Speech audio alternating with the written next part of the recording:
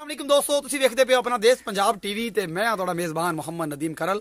सब तो पहला अपने चैनल करो सबसक्राइब ते बैल आइकन का बटन दबाओ कि मेरी हर आने वाली नवी वीडियो तुहाडे तक पहुंच सके। दोस्तों अज तुहाडे वास्ते घर की गां मेरे दोस्तों की बड़ी मुहब्बत ते चाह सी कि साडे वास्ते गां लभो जिहदे कोल दुध भी चंगा होवे, चंगी नस्ल दी होवे, सारा कुछ फाइनली होवे भी घर दी, मुनासिब जे पैसे होन, सारा कुछ तुहाडे वास्ते तुहाडा वीर नदीम करल अज एक गां लैके आया।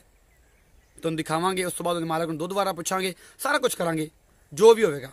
कैमरामैन साहब ने रिक्वेस्ट है कि थोड़ा जिहा आके गां नूं दिखाओ पूरा, ते उस तो बाद मालक नूं सुबह पूछांगे दूजा है तीजा है। यह पूरी गां मेरा कैमरामैन तुम दिखा रहा है, डब्बे रंग च फ्रीजन गां है। यह तुसीं वेखदे पे हो, चड्डा चुड्डा इहदा किवें है, की हिसाब किताब है, सारा कुछ मेरा कैमरामैन तुम दिखा रहा है। तुसीं इहनूं फाइनली वेखदे पे हो, कुछ भी नहीं होंदा कर्म वाली, कुछ भी नहीं होंदा। एक एक चीज मेरा कैमरामैन तुम दिखा रहा है। यह तुसीं हवाना इहदा पूरा मुठ मुठ दा काले रंग दा थन लगे हुए ने, बड़ी खूबसूरत गां है। दूसरा सूआ है, मेरा कैमरामैन तुम सारा कुछ विखा रहा है। एक एक चीज 10 दिन की सूई हुई है, सिर्फ 10 दिन की, 10 दिन की सूई हुई है। दुध मालक नूं पुछ लेना है दुध किन्ना इहदे कोल फाइनली है। घर की गां है, कोई बाहर दी नहीं है किसी पासों, कोई इहदे च कूड़ छड़ाप वाली गल नहीं है किसी किस्म की। एक एक चीज फाइनली है, मेरे कैमरामैन तुम दिखाई है। यह सारा कुछ तुसीं वेख लिया।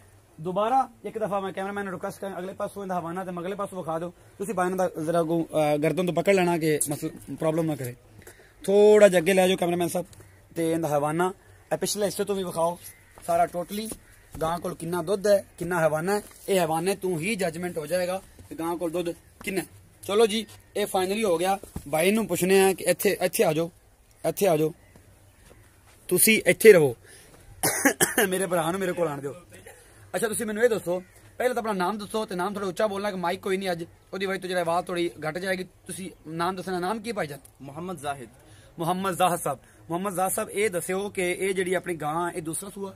हाँ जी, ये दूसरा सूआ। ये दूसरा सूआ है। दुध दे को फाइनल जिहड़ा आपां घरे चोने आ वो किन्ना है? वो 20 लीटर आ, वो 25 लीटर आ, वो दसना जिहड़ा आपां तसल्ली बख्श इत्मीनान दे नाल ईमानदारी नाल अगे चुआ सकीए। ते जिहड़ी चीज अपनी अगे जावे वो लोग कहणगे यार किसी वाकई किसी नस्ली बंदे ने जानवर दिता सी, जिंदा कोई दुध जिन्ना दस्या ओना ही है। जी जी जी, इंशाल्लाह। हुण दसो जी, इंशाल्लाह आप जो भी दसांगे मतलब बिल्कुल सच दसांगे।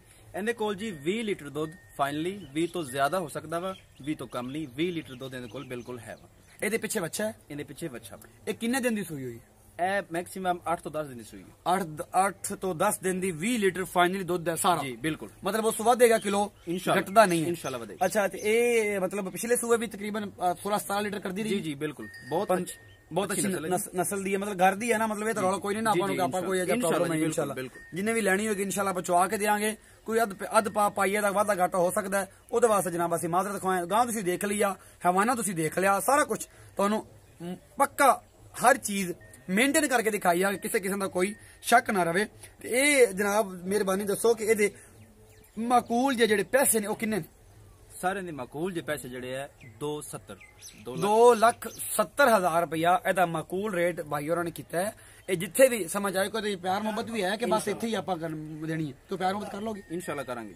ਇਹਦਾ जी प्यार मुहब्बत भी कर लेंगे। 2,70,000 रुपया ਇਹਦਾ रेट फाइनल भाई जाहिद होरां ने कीता है। ये जनाब मैं आरिफ वाला शहर तो तकरीबन 35 किलोमीटर दूर एक डारी ते खड़ा हाँ। एक घर की गां है। थोड़ा जिहा कैमरामैन साहब जो मैं बच्चा विखावांगे और डारी का व्यू भी विखा देंगे। डारी ते खड़ी है, बड़ी अच्छी ते नस्ली गां है। मालक ने तुहानूं सारियां फाइनली गल्लां दसियां ने, जिहदे कोई 1% भी इंशाल्लाह असीं झूठ नहीं बोलांगे, ते ना ही बोलना सानूं तुक बनदा, जवाब भी नहीं है।